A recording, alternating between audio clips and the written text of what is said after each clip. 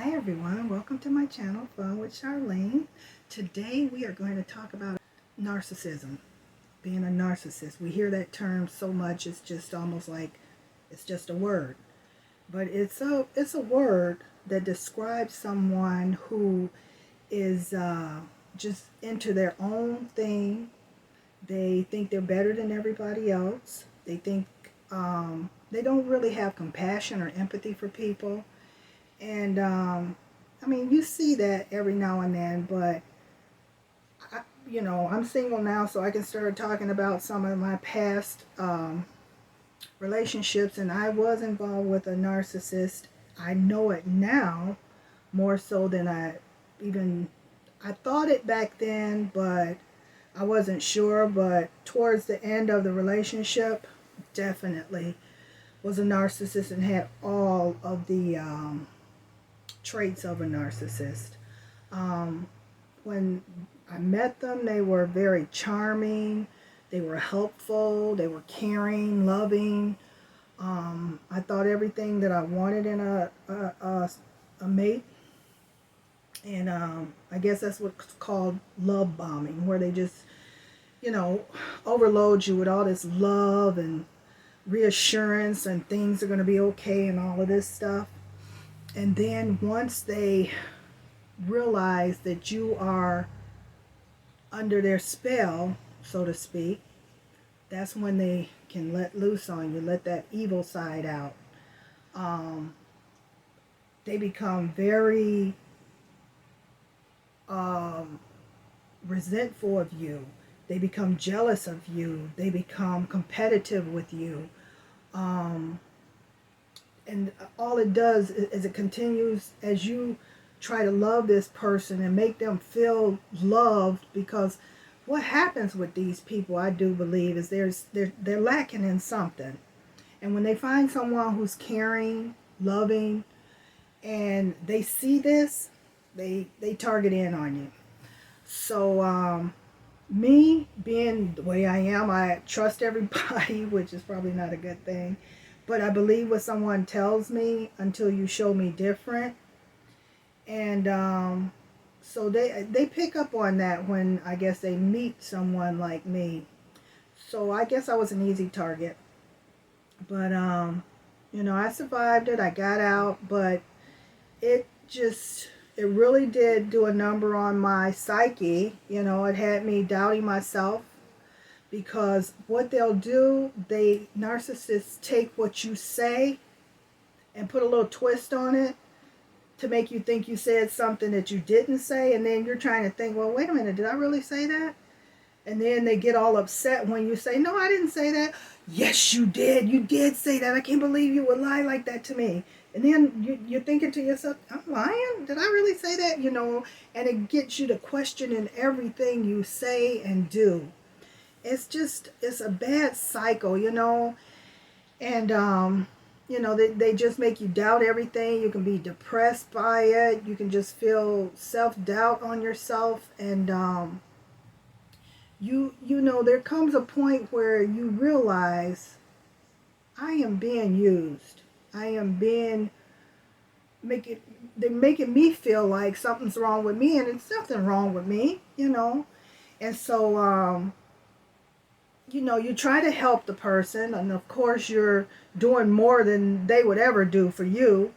And there's times when they're nowhere around when you need them, and then they come up with some excuse why they weren't there, or you break up and then you get back together because there's oh, I can't live without you, and you hear that stuff because you're so used to people just walking away from you, when the relationship is over. When you see somebody who keep wanting to come back and, oh, it's going to be better this time. And that's another thing they do, is they give you a hope that they never will attain that hope, or that promise that they make you. They will never keep that promise.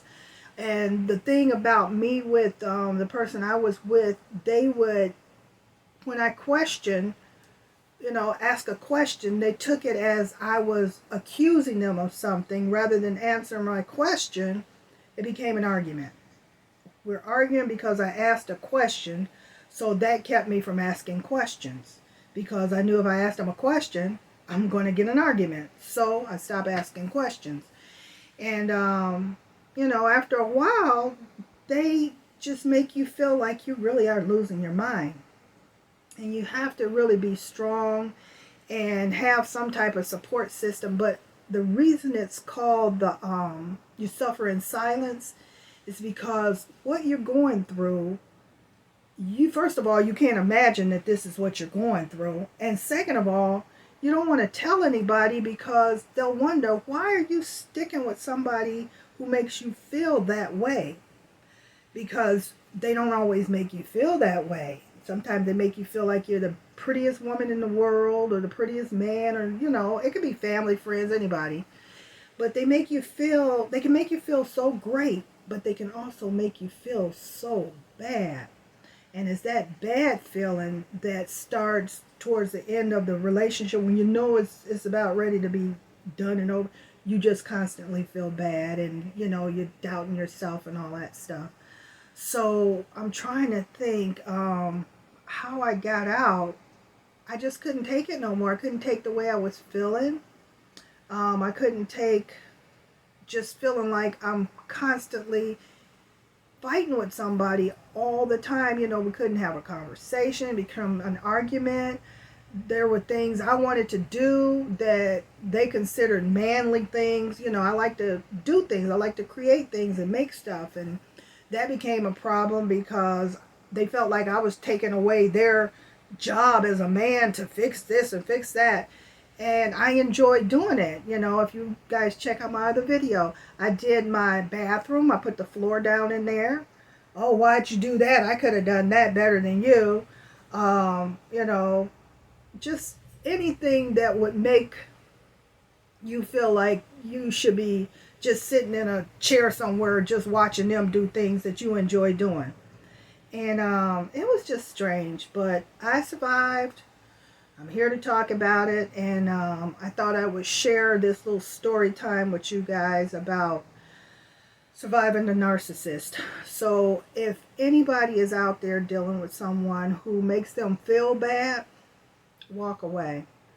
That's one of my red flags. You better check out that video about red flags. If you are with someone who is making you feel worse than you should feel, walk away. If you feel like they're too good to be true, and you start seeing these little things that, you just need to walk away. Walk away. It's not worth your self-worth. It's not worth your self-esteem. It's not worth your person. It's not worth it to be with someone who makes you feel like you're crazy, makes you feel depressed, makes you feel worthless. It's not worth it to be with somebody like that. And being with a narcissist, that's what they make you feel like. And they try to isolate you. Again, that's something an abuser also does, because they can be abusive too, where they try to isolate you and keep you away from people, because they know if you're talking to somebody, that person can see them for who they are, because they're not getting all those love bombs and all that sweet talk and all that stuff. So just be aware of the person you're dealing with when you begin a relationship. And when you see something that just doesn't sit well with you, which I did, but I kept overlooking it, run. Get away, break up, don't go back, be done with it. That's my advice to anyone who's dealing with somebody, or just meeting someone where they see something that is just not good for them. Recently, I was talking to somebody I was getting to know, and they said something about sacrifice in a relationship, and it was like, we're not even in a relationship, we're just talking, and you're talking about sacrificing. Right there, that was such a red flag to me, because when I was in this narcissistic relationship, that's all I kept hearing was, I need to sacrifice, you need to sacrifice. I'm like, why am I always the one that needs to sacrifice when I'm not the problem? Everything was my problem. I'm the problem. You do this, you're the problem. And I just got the blame, blame game all the time. So just, this is my video to anybody out there getting into a relationship. If you see anything that does not sit well with you, run. Get out of there, break it up, be done. Don't even take it any further, because it's only going to get worse from there. If you meet someone and you're not just, give it, I'd say 6 months. In 6 months, I don't think a narcissist can hold that goody-goody part in that long. So after 6 months, if everything is still going well, I would say you're in the clear. You got a normal relationship. But if you're fighting and having problems, and the person seems to be getting into the point where they want to control you, it's time to move on, because it's not going to get any better. So those are my thoughts on narcissist. And hearing that word narcissist, it just triggered something about how I survived a narcissist, and just, suffering in silence because I didn't want to tell anybody what was going on because I was ashamed. But I'm never going to be in that position again. So I hope you guys learned something from this video. And until I see you again, stay safe, stay blessed, and thank you all to my new subscribers. My channel is really growing. I have a bunch of new subscribers, and I do thank you so much. I love you all, and I will see you again in the next video, okay? Take care. Bye-bye.